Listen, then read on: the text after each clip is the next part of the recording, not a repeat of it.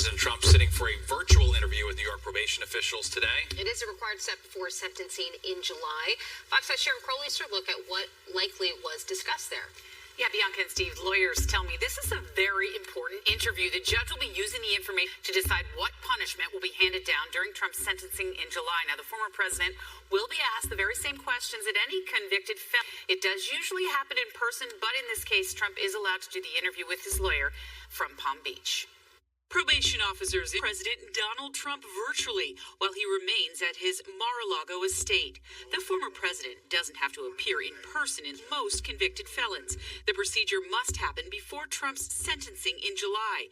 Last month, a jury found Trump guilty of business records in his criminal hush money case. In between verdict and sentencing, the Office of Probation will reach out to a defendant, meet with them, conduct an interview.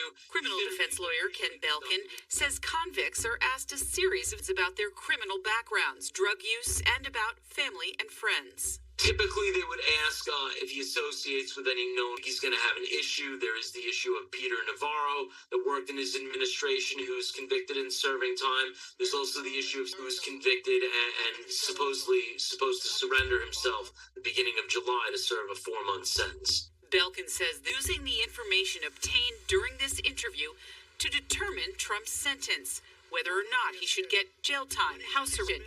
Belkin says Trump's problem is that judges like a convicted felon to show remorse. I can tell you one thing, ages judges more than anything that I've seen at sentencing, other than the person getting rearrested between and their sentence, would be their lack of acceptance of responsibility and a lack of remorse. They do not like when after having been convicted or pled guilty, if they're out there proclaiming their innocence.